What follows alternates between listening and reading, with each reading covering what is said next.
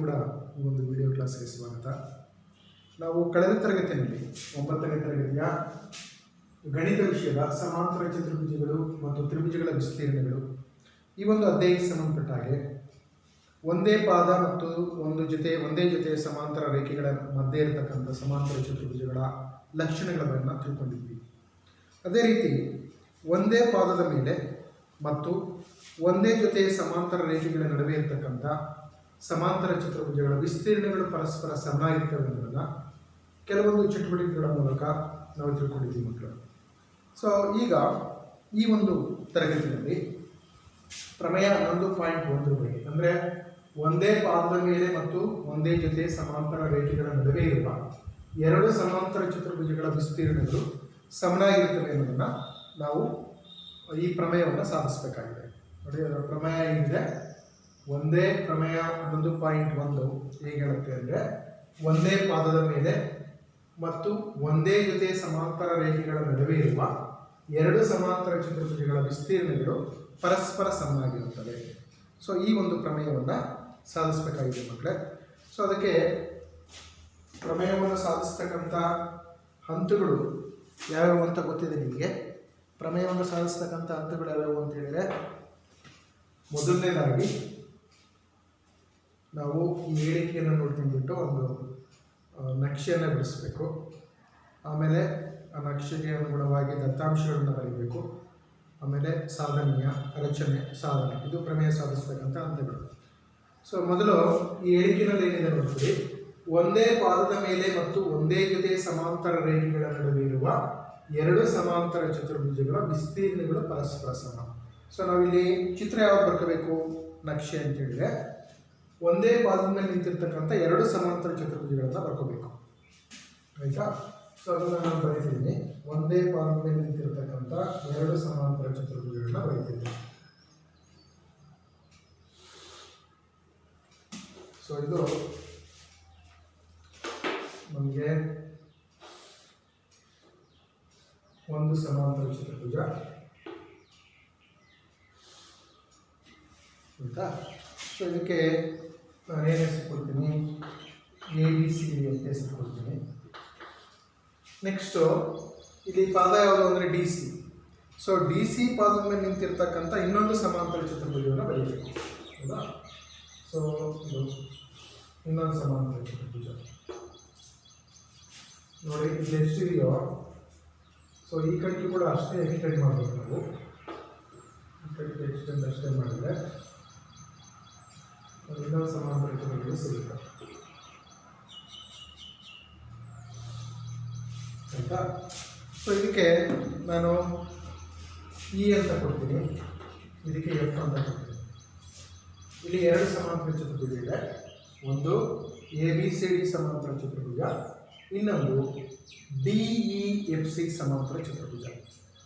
So ವಿದ್ಯಾರ್ಥಿಗಳೇ, ಈ ಎರಡೂ ಸಮಾಂತರ ಚತುರ್ಭುಜಗಳು ಏನಾಗಿದ್ದಾವೆ ಅಂತ ಹೇಳಿದ್ರೆ ಒಂದೇ ಪಾದ DC ಮೇಲೆ ನಿಂತಿದ್ದಾವೆ ಮತ್ತು ಒಂದೇ ಜೊತೆ ಸಮಾಂತರ ರೇಖೆಗಳಾಗಿರ್ತಕ್ಕಂಥ DC ಮತ್ತು AFಗಳ ಮಧ್ಯೆ ಇದ್ದಾವೆ. ಸೊ ಈಗ ಈ ನಕ್ಷೆಗೆ ಅನುಗುಣವಾಗಿ ನಾನು ದತ್ತಾಂಶ ಬರೀಬೇಕು, ಹೌದಾ. ಸೊ ದತ್ತಾಂಶ ಏನು ಅಂತ ಹೇಳಿದರೆ, ಸೊ ನನಗೆ ಈ ಚಿತ್ರವನ್ನು ನೋಡಿದಾಗ ಸಿಗ್ತಕ್ಕಂಥ ಮಾಹಿತಿಯನ್ನು ಸಾಂಕೇತಿಕವಾಗಿ ಬರೀಬೇಕು. ಸೊ ಇಲ್ಲಿ ಏನು ಸಾಂಕೇತಿಕವಾಗಿ ಯಾವ ರೀತಿ ಬರೀಬೋದು, ಚತುರ್ಭುಜ ABCD ಮತ್ತು ಚತುರ್ಭುಜ DEFCಗಳು ಒಂದೇ ಪಾದ DC ಮೇಲೆ ನಿಂತಿವೆ ಮತ್ತು ಒಂದೇ ಜೊತೆ ಸಮಾಂತರ ರೇಖೆಗಳಾದ DC ಮತ್ತು AFನ ಮಧ್ಯೆ ಇದೆ. ಸೊ ಅದನ್ನೇ ಬರೀತಾರೆ. ಸೊ ಸಮಾಂತರ ಚತುರ್ಭುಜ ABCD ಮತ್ತು ಸಮಾಂತರ ಚತುರ್ಭುಜ EFCDಗಳು ಒಂದೇ ಪಾದ DC ಮೇಲೆ ನಿಂತಿವೆ ಮತ್ತು ಒಂದು ಜೊತೆ ಸಮಾಂತರ ರೇಖೆಗಳಾದ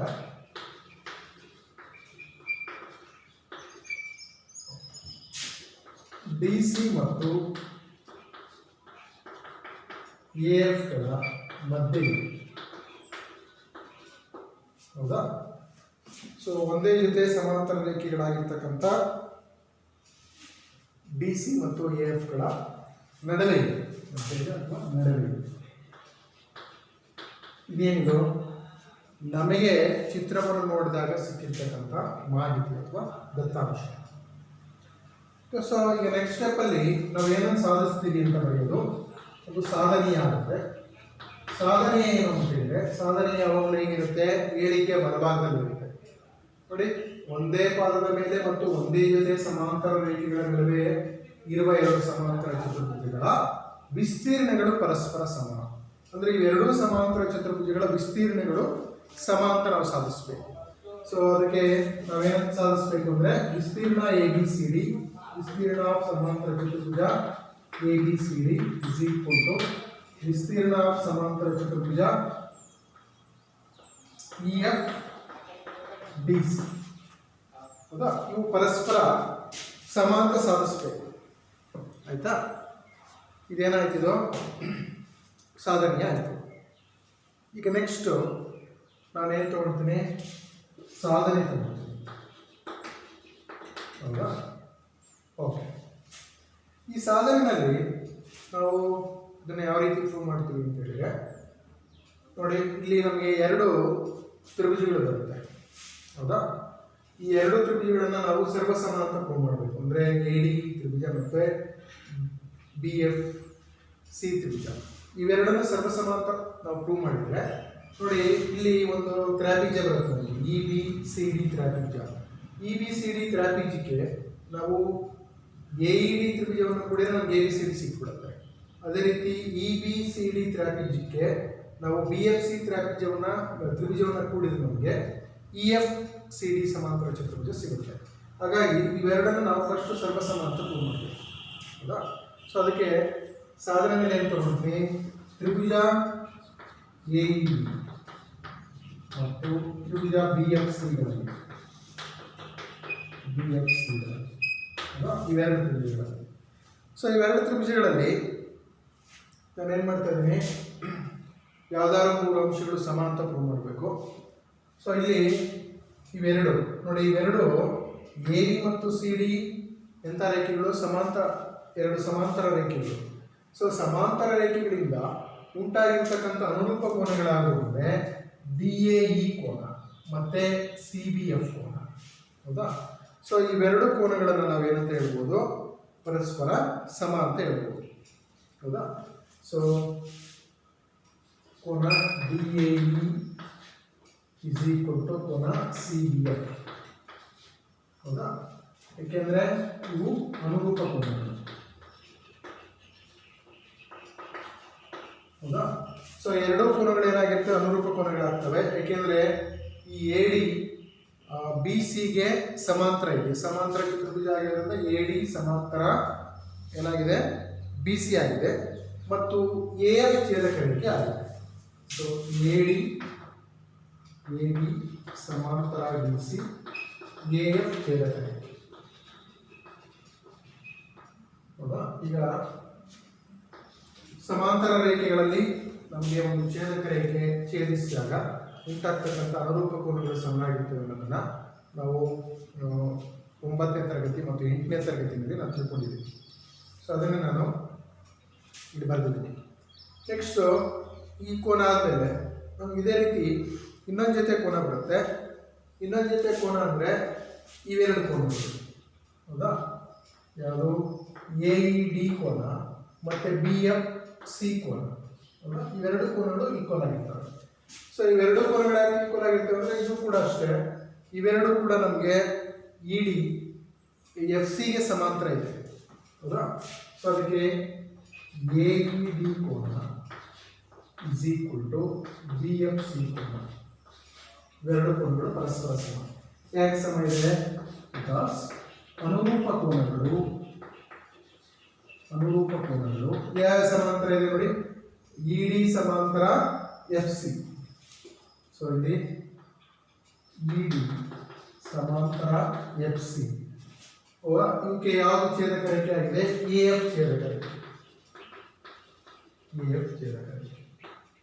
ನೋಡಿ ಇಲ್ಲಿ ಎರಡು ತ್ರಿಭುಜಗಳಲ್ಲಿ ಎರಡು ಜೊತೆ ಅನುರೂಪ ಕೋನಗಳು ಪರಸ್ಪರ ಸಮನಾಗಿತ್ತು ಅಂದರೆ ಇನ್ನು ಆಟೋಮೆಟಿಕಲಿ ನಮಗೆ ಇವೆರಡು ಕೋನಗಳು ಈಕ್ವಲ್ ಆಗಿರುತ್ತೆ. ಏಕೆಂದರೆ ತ್ರಿಭುಜಗಳ ಮೊತ್ತದ ಗುಣಲಕ್ಷಣ ಎರಡು ಜೊತೆ ಸಮ ಇತ್ತು ಅಂತ ಹೇಳಿದ್ರೆ ಆಟೋಮೆಟಿಕಲಿ ಇನ್ನೊಂದು ಕೋನ ಕೂಡ ಸಮ ಇರ್ತದೆ. ಸೊ ಇದರಿಂದ ಇನ್ನೊಂದು ಯಾವುದು ನೋಡಿ ನಮಗೆ ADE ಕೋನ ಇಸ್ ಈಕ್ವಲ್ ಟು BCF ಕೋನ. ಯಾಕೆಂದರೆ ತ್ರಿಭುಜಗಳ ಕೋನಗಳ ಮೊತ್ತಗಳ ಲಕ್ಷಣ ಕೋನಗಳ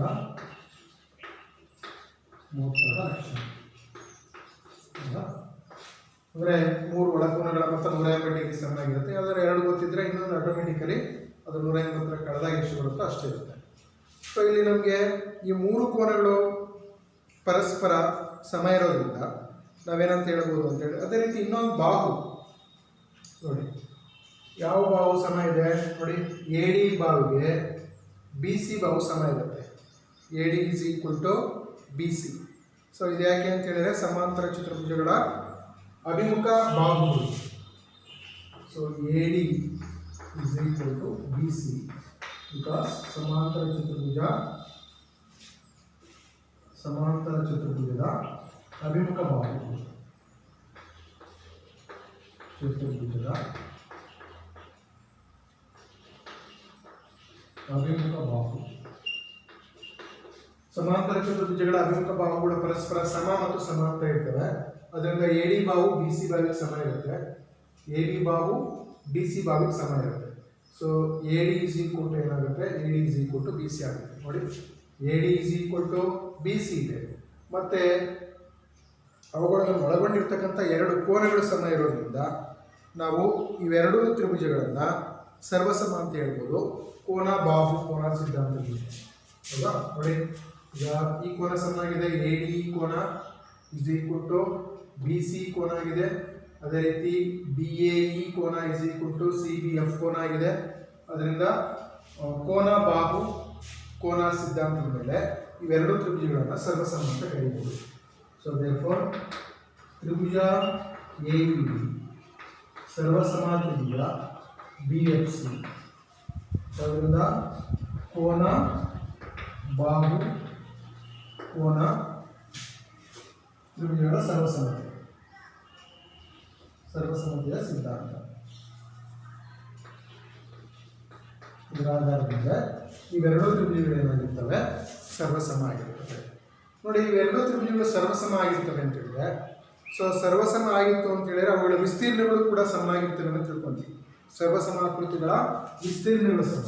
therefore ವಿಸ್ತೀರ್ಣ of Tribhuja ABD is equal to ವಿಸ್ತೀರ್ಣ ಆಫ್ ತ್ರಿಭುಜ BFC.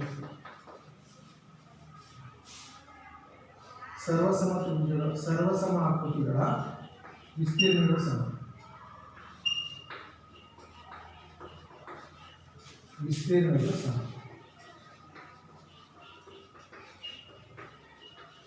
ಹೌದಾ. ಸರ್ವಸಮ ಆಗಿದ್ರೆ ಅವುಗಳ ವಿಸ್ತೀರ್ಣಗಳು ಸಮ ಇರ್ತವೆ. ಆದರೆ ವಿಸ್ತೀರ್ಣ ಸಮ ಇದ್ದ ಮಾತ್ರಕ್ಕೆ ಆಕೃತಿಗಳು ಸರ್ವಸಮ ಆಗೋದಿಲ್ಲ. ಅದನ್ನು ನಾವು ತಿಳ್ಕೊಂಡಿದ್ದೀವಿ ಲಾಸ್ಟ್ ಕ್ಲಾಸಲ್ಲಿ. ಅದರಿಂದ AED ತ್ರಿಭುಜದ ವಿಸ್ತೀರ್ಣ ಯಾವುದಕ್ಕೆ ಸಮ ಆಗಿದೆ, ನಮಗೆ BFC ತ್ರಿಭುಜದ ವಿಸ್ತೀರ್ಣಕ್ಕೆ ಸಮ ಇದೆ.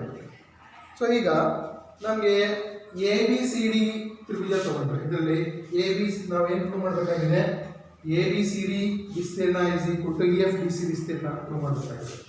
ಸೊ ನಾನು ವಿಸ್ತೀರ್ಣ ಆಫ್ ABCD ಹೌದಾ, ವಿಸ್ತೀರ್ಣ ಆಫ್ ಸಮಾಂತರ ಚತುರ್ಭುಜ ABCD. ಸೊ ಇದ್ರ ವಿಸ್ತೀರ್ಣ ಯಾವುದಕ್ಕೆ ಸಮ ಇರುತ್ತೆ ಅಂದರೆ ನೋಡಿ, ಇದು ABCD ವಿಸ್ತೀರ್ಣದಲ್ಲಿ ನಮ್ಗೆ ಏನು ಬರುತ್ತೆ, ಇದೊಂದು ತ್ರಿಭುಜ ಬರುತ್ತೆ EBCD ಮತ್ತು AED ತ್ರಿಭುಜ ಬರುತ್ತೆ. ಸೊ ಇದನ್ನೇ ನಾನು ಎರಡು ಭಾಗಗಳಾಗಿ ಬಿಡಿಸಿ ಬರ್ಕೊಂಡ್ರೆ ಇದನ್ನೇ ನಾವು ಏನೇನು ಬರ್ಕೋಬೋದು, ವಿಸ್ತೀರ್ಣ ಆಫ್ ADE ಪ್ಲಸ್ ವಿಸ್ತೀರ್ಣ ಆಫ್ EDCD ಅಂತ ಬರ್ಕೋಬೋದು.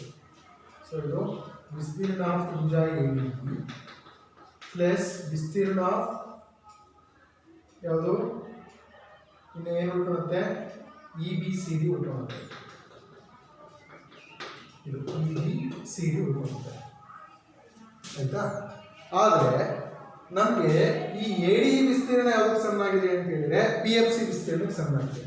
ಸೊ ಇದನ್ನ ADE ಇರೋ ಹತ್ರ ಏನು ಬರ್ಕೊಂಡು ನಾನು ವಿಸ್ತೀರ್ಣ ಆಫ್ BFC ಅಂತ ಬರ್ಕೊಳ್ತೀನಿ. ವಿಸ್ತೀರ್ಣ of B F C plus ವಿಸ್ತೀರ್ಣ of E B D C. ಹೌದಾ, ಇ ಬಿ ಡಿ ಸಿ ನೋಡಿ. ಈಗ ಇ ಬಿ ಸಿ ಡಿಗೆ ಪ್ಲಸ್ ನಾವು ಬಿ ಎಫ್ ಸಿ ಕೂಡ ಏನು ಸಿಗುತ್ತೆ ನಮಗೆ, ಇ ಎಫ್ ಸಿ ಡಿ ವಿಸ್ತೀರ್ಣ ಸಿಗುತ್ತೆ. ಸೊ ಇಸ್ ಈಕ್ವಲ್ ಟು ವಿಸ್ತೀರ್ಣ ಆಫ್ ಸಮಾಂತರ ಚತುರ್ಭುಜ E F C D. So ನಾವು ನಮ್ಮ ಏನು ಸಾಧನೆಯಲ್ಲಿ ಬರ್ಕೊಂಡಿದ್ವೋ ಆ ಸಾಧನೆಯ ಬಂತು ಬರ್ತದೆ. ಸೊ ಈ ರೀತಿ ನಾವು ಏನು ಪ್ರೂವ್ ಮಾಡ್ಬೋದು ಅಂತ ಹೇಳಿದ್ರೆ, ಒಂದೇ ಪಾದದ ಮೇಲೆ ಮತ್ತು ಒಂದೇ ಜೊತೆ ಸಮಾಂತರ ರೇಖೆಗಳ ನಡುವೆ ಇರತಕ್ಕಂಥ ಎರಡು ಸಮಾಂತರ ಚತುರ್ಭುಜಗಳ ವಿಸ್ತೀರ್ಣಗಳು ಪರಸ್ಪರ ಸಮಾನವನ್ನು ಪ್ರೂವ್ ಮಾಡ್ಬೋದು. ಆಯಿತಾ. ಸೊ ಇಲ್ಲಿ ತುಂಬ ಸಿಂಪಲ್. ಏನು ಮಾಡಿದ್ರಲ್ಲಿ ಎರಡು ತ್ರಿಭುಜ ಬರುತ್ತೆ, ಎರಡು ತ್ರಿಭುಜ ತೊಗೊಂಡೆ, ಈ ಎರಡು ತ್ರಿಭುಜಗಳನ್ನ ಸರ್ವಸಮ ಅಂತ ಹೇಳಿದ್ವಿ. ಸರ್ವಸಮ ತ್ರಿಭುಜಗಳಾಗಿದ್ದರೆ ಅವುಗಳ ವಿಸ್ತೀರ್ಣಗಳು ಕೂಡ ಸಮ ಇರ್ತವೆ. ಸೊ ಇಲ್ಲಿ ಇ ಬಿ ಸಿ ಡಿಗೆ, ಹೌದಾ, ಈ ವಿಸ್ತೀರ್ಣ ಎರಡು ಸಮ ಇರೋದ್ರಿಂದ ಸೊ ಇ ಬಿ ಸಿ ಡಿಗೆ ನಮಗೆ ಬಿ ಎಫ್ ಸಿ ಕೂಡಿದ್ರೆ E F C B C D ಸಿಗುತ್ತೆ. ಅದೇ ರೀತಿ ಇ ಬಿ ಸಿ ಡಿಗೆ ಎ ಡಿ ಕೂಡಿದ್ರೆ ಎ ಬಿ ಸಿ ಡಿ ಸಿಗುತ್ತೆ, ಸಮಾಂತರ ಚತುರ್ಭುಜ ಸಿಗುತ್ತೆ. ಸೊ ಅದರಿಂದ ಒಂದೇ ಪಾದದ ಮೇಲೆ ಮತ್ತು ಒಂದೇ ಜೊತೆ ಸಮಾಂತರ ರೇಖೆಗಳ ಮಧ್ಯೆ ಇರತಕ್ಕಂಥ ಎರಡು ಸಮಾಂತರ ಚತುರ್ಭುಜಗಳ ವಿಸ್ತೀರ್ಣಗಳು ಪರಸ್ಪರ ಸಮನಾಗಿರ್ತವೆ. ಸೊ ಈಗ ಇದೇ ರೀತಿ ಇನ್ನೊಂದು ಕಾನ್ಸೆಪ್ಟನ್ನು ನೋಡೋಣ. ಮುಂದಿನ ಒಂದು ಸಮಸ್ಯೆಯನ್ನು ನೋಡೋಣ. ಚಿತ್ರದಲ್ಲಿ ಎ ಬಿ ಸಿ ಡಿ ಒಂದು ಸಮಾಂತರ ಚತುರ್ಭುಜ, ಇ ಎಫ್ ಸಿ ಡಿ ಒಂದು ಆಯತ. ನೋಡಿ, ಎ ಬಿ ಸಿ ಡಿ ಇದು ಸಮಾಂತರ ಚತುರ್ಭುಜ. ಅದೇ ರೀತಿ ಇ ಎಫ್ ಸಿ ಡಿ ಒಂದು ಆಯತ ಮತ್ತು ಎ ಎಲ್ ಡಿ ಸಿ ಲಂಬ ಇದೆ.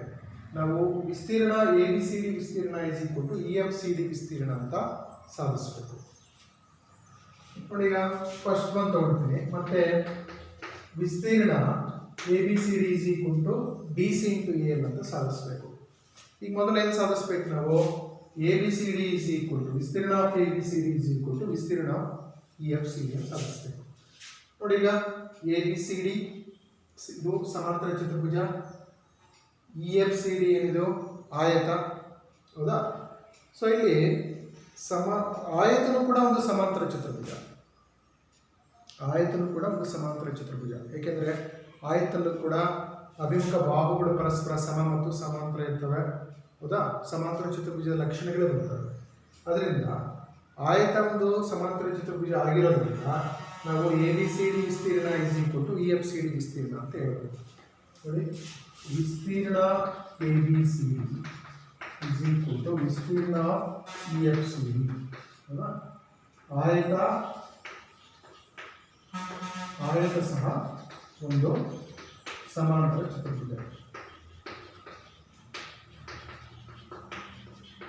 ಸೊ ಆಯತ ಕೂಡ ಒಂದು ಸಮಾಂತರ ಚತುರ್ಭುಜ ಆಗಿರೋದ್ರಿಂದ ಸೊ ಒಂದೇ ಪಾದ ಮತ್ತು ಒಂದೇ ಜೊತೆ ಸಮಾಂತರ ರೇಖೆಗಳ ಮಧ್ಯೆ ಇರ್ತಕ್ಕಂಥ ಎರಡು ಸಮಾಂತರ ಚತುರ್ಭುಜಗಳ ವಿಸ್ತೀರ್ಣಗಳು ಸಮನಾಗಿರ್ತವೆ.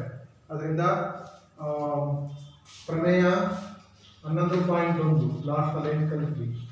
ಸೊ ಅದರಿಂದ ಒಂದರಿಂದ ನಾವು ಏನು ಹೇಳ್ಬೋದು, ವಿಸ್ತೀರ್ಣ of A B C D is equal to ವಿಸ್ತೀರ್ಣ of E F C D ಅಂತ ಹೇಳ್ಬೋದು. ಏಕೆಂದರೆ ಆಯತನು ಕೂಡ ಒಂದು ಸಮಾಂತರ ಚತುರ್ಭುಜ.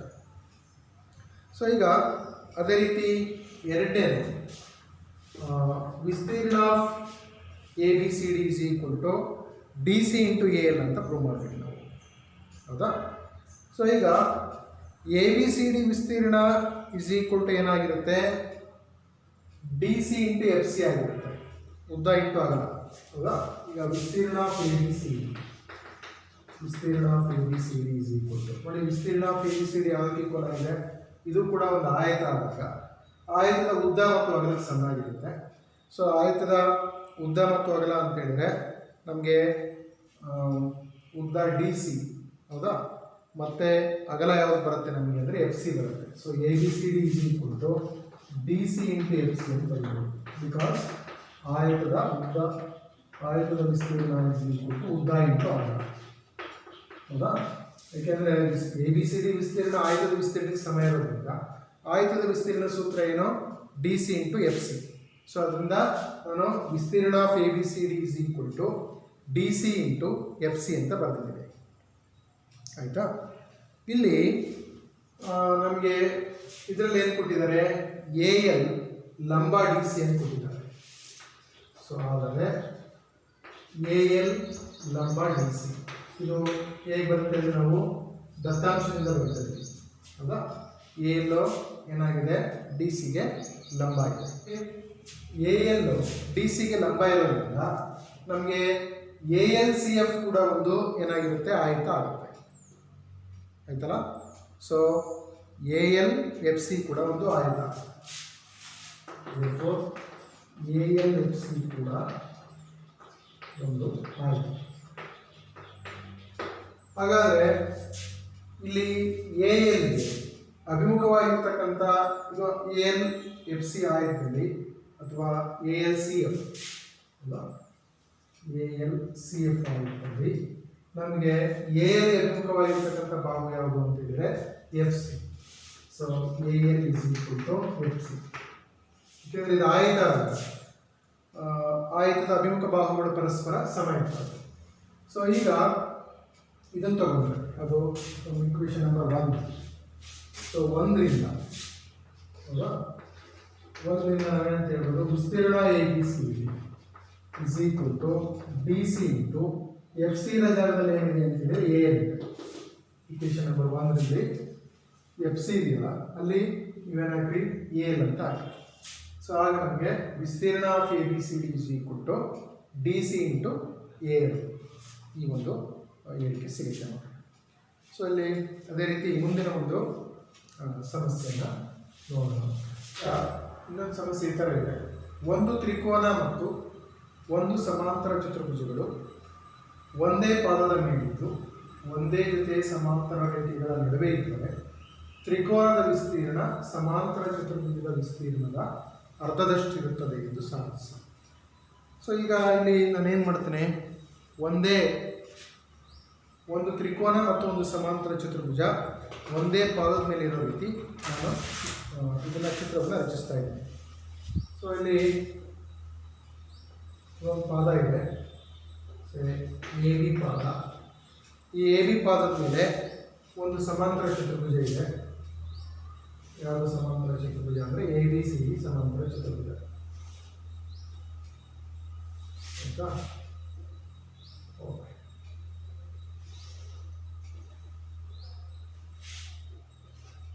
ಎ ಬಿ ಸಿ ಡಿ ಸಮಾಂತರ ಚತುರ್ಭುಜ ಇದೆ. ಸೊ ಇದೇ ರೀತಿ ಇಲ್ಲಿ ನಮಗೆ ಏನಾಗಿದೆ ಅಂತ ಹೇಳಿದರೆ ಒಂದು ತ್ರಿಭುಜನೂ ಕೂಡ ಎ ಬಿ ಪಾದದ ಮೇಲೆ ಇದೆ. ಸೊ ಆ ತ್ರಿಭುಜವನ್ನು ನಾನು ಏನಂತ ಕರಿತೀನಿ, ಎ ಪಿ ಬಿ ಅಂತ ಕರಿತೀನಿ ನೋಡಿ. ಇದೊಂದು ತ್ರಿಭುಜ ಇದೆ.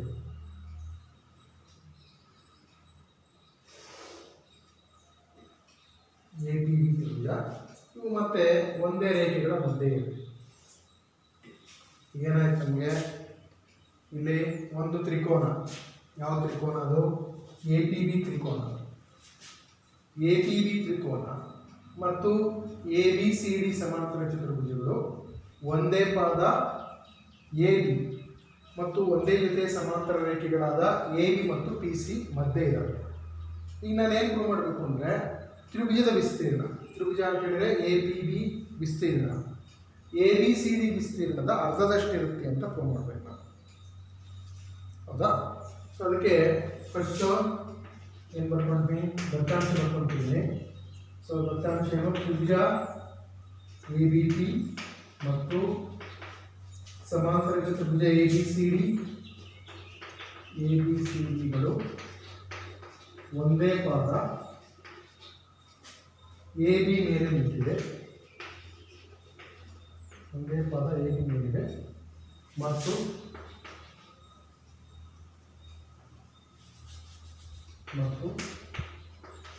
ಒಂದೇ ಜೊತೆ ಸಮಾಂತರ ರೇಖೆಗಳಾದ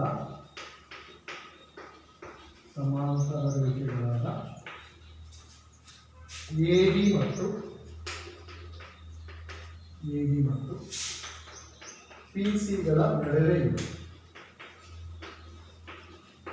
ಆಯಿತಾ. ಸೊ ಇದೇನಿದು ದತ್ತಾಂಶ. ಸೊ ಈಗ ನೆಕ್ಸ್ಟ್ ಏನು ಬರ್ಕೋಬೇಕು, ನಾನು ಚಿತ್ರ ಹೇಗೆ ಬರ್ಕೊಂಡೆ, ಈ ಒಂದು ಹೇಳಿಕೆಯನ್ನು ನೋಡಿಬಿಟ್ಟು ಚಿತ್ರ ಬರ್ಕೊಂಡೆ. ಒಂದು ತ್ರಿಕೋನ ಎ ಬಿ ಪಿ ತ್ರಿಕೋನ ಮತ್ತು ಎ ಬಿ ಸಿ ಡಿ ಸಮಾಂತರ ಚತುರ್ಭುಜಗಳು ಒಂದೇ ಪಾದ ಎ ಬಿ ಮೇಲೆ ನಿಂತಿವೆ ಮತ್ತು ಒಂದೇ ಜೊತೆ ಸಮಾಂತರ ರೇಖೆಗಳಾದ ಪಿ ಸಿ ಮತ್ತು ಎ ಬಿಗಳ ಮಧ್ಯೆ ಇವೆ. ಸೊ ಈಗ ಏನು ಸಾಧಿಸ್ಬೇಕು ನಾವು ಅಂದರೆ ತ್ರಿಕೋನದ ವಿಸ್ತೀರ್ಣ ಸಮಾಂತರ ಚತುರ್ಭುಜದ ವಿಸ್ತೀರ್ಣದ ಅರ್ಧದಷ್ಟು ಇರುತ್ತೆ ಅಂತ ಸಾಧಿಸ್ಬೇಕು. ಸೊ ನೆಕ್ಸ್ಟು ಸಾಧನೆ. ಸೊ ತ್ರಿಕೋನದ ವಿಸ್ತೀರ್ಣ ಅಂದರೆ ವಿಸ್ತೀರ್ಣ ಆಫ್ ಎ ಪಿ ಬಿ ವಿಸ್ತೀರ್ಣ ಯಾವುದಕ್ಕೆ ಸಮನಾಗಿರುತ್ತೆ? ಎ ಬಿ ಸಿ ಡಿ ವಿಸ್ತೀರ್ಣದ ಅರ್ಧದಷ್ಟು is equal to half of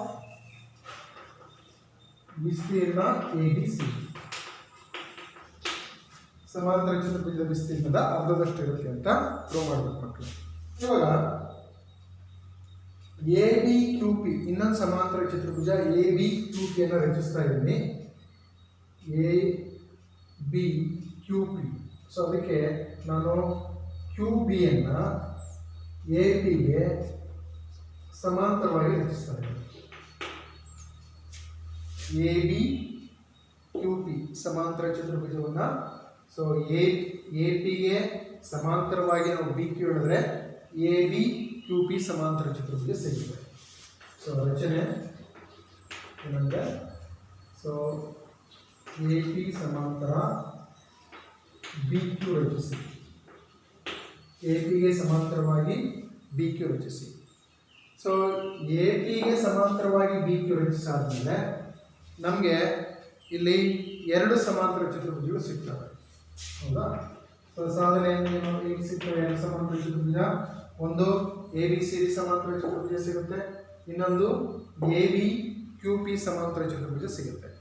ಈ A B C D A B Q P ಸಮಾಂತರ ಚತುರ್ಭುಜಗಳು ಒಂದೇ ಪಾದ ಮತ್ತು ಒಂದೇ ಜೊತೆ ಸಮಾಂತರ ರೇಖೆಗಳ ಮಧ್ಯೆ ಇರೋದ್ರಿಂದ ಇವೆರಡು ಸಮಾಂತರ ಚತುರ್ಭುಜಗಳ ವಿಸ್ತೀರ್ಣಗಳು ಸಮಾಗಿರ್ತವೆ. ಅಂದರೆ ಪ್ರಮೇಯ 11.1ರಲ್ಲಿ ನಾವು ಅದನ್ನು ತಿಳ್ಕೊಂಡಿದ್ದೀವಿ.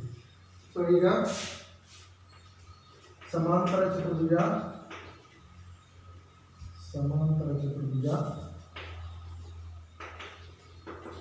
ಎ ಬಿ ಸಿ ಡಿ ಮತ್ತು ಸಮಾಂತರ ಚತುರ್ಭುಜ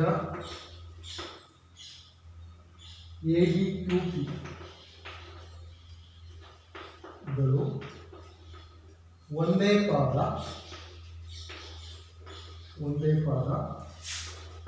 ಎ ಬಿ ಮೇಲೆ ನಿಂತಿದೆ ಮತ್ತು ಒಂದೇ ಜೊತೆ ಸಮಾಂತರ ರೇಖೆಗಳಾದ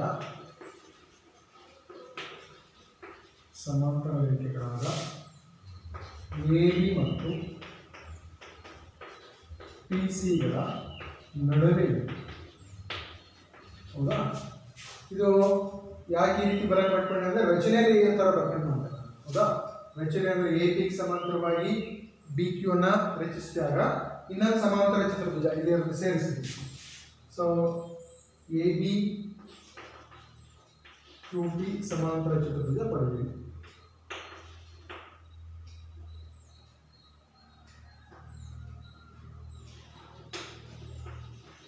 ಇನ್ನೊಂದು ಸಮಾಂತರ ಚತುರ್ಭುಜ ಬರೋ ರೀತಿ ನಾನು ರಚನೆ ಮಾಡಿಕೊಂಡಿರೋದ್ರಿಂದ ಎರಡು ಸಮಾಂತರ ಚತುರ್ಭುಜ ಸಿಕ್ಕು. ಈ ಎರಡು ಸಮಾಂತರ ಚತುರ್ಭುಜಗಳು ಒಂದೇ ಪಾದ ಮತ್ತು ಒಂದೇ ಜೊತೆ ಸಮಾಂತರ ರೇಖೆಗಳ ಮಧ್ಯೆ ಇರೋದ್ರಿಂದ ಸೊ ಪ್ರಮೇಯ 11.1 ಪ್ರಕಾರ ಇವೆರಡರ ವಿಸ್ತೀರ್ಣಗಳು ಸಮಾಗಿರ್ತವೆ.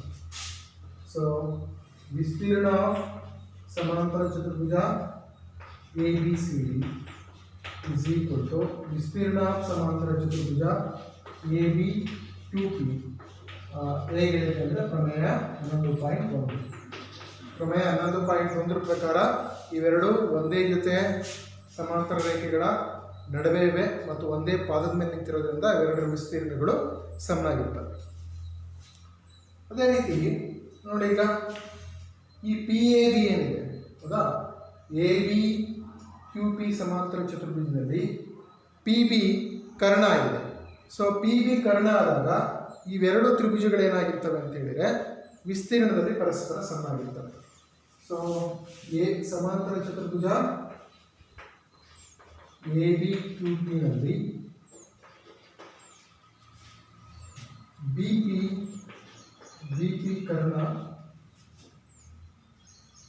ಪಿ ಕರ್ಣ ಆಗಿದೆ ಅಲ್ಲ. ಬಿ ಪಿ ಕರ್ಣ ಆಗಿರೋದ್ರಿಂದ ಇವೆರಡು ಏನು ಇದು ಸಮಾಂತರ ಚತುರ್ಭುಜದ ಲಕ್ಷಣ. ಯಾವುದೇ ಒಂದು ಸಮಾಂತರ ಚತುರ್ಭುಜದಲ್ಲಿ ಕರ್ಣವು ಸಮಾಂತರ ಚತುರ್ಭುಜವನ್ನು ಎರಡು ಸರ್ವಸಮ ತ್ರಿಭುಜಗಳನ್ನಾಗಿ ವಿಭಾಗಿಸುತ್ತೆ. ಸೊ ಅದರಿಂದ ತ್ರಿಭುಜ ಎ ಪಿ ಬಿ, ಸೊ ತ್ರಿಭುಜ ಎ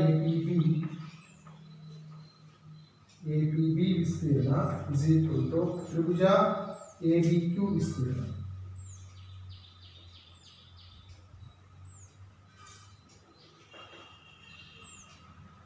ತ್ರಿಭುಜ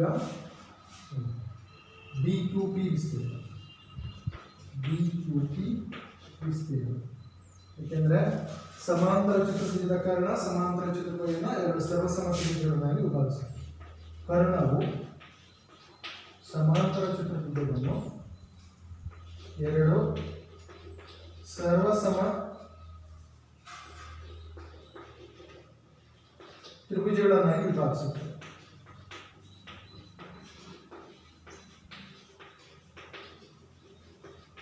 ನೋಡಿ, ಅವು ಸರ್ವಸಮ ತ್ರಿಭುಜಗಳಾಗಿರೋದ್ರಿಂದ ಅವುಗಳ ವಿಸ್ತೀರ್ಣಗಳು ಕೂಡ ಏನಾಗಿರ್ತವೆ ಅಂತ ಹೇಳಿದರೆ ಪರಸ್ಪರ ಸಮನಾಗಿರ್ತವೆ. ಸರ್ವಸಮ ತ್ರಿಭುಜಗಳ ವಿಸ್ತೀರ್ಣಗಳು ಪರಸ್ಪರ ಸಮನಾಗಿರ್ತವೆ.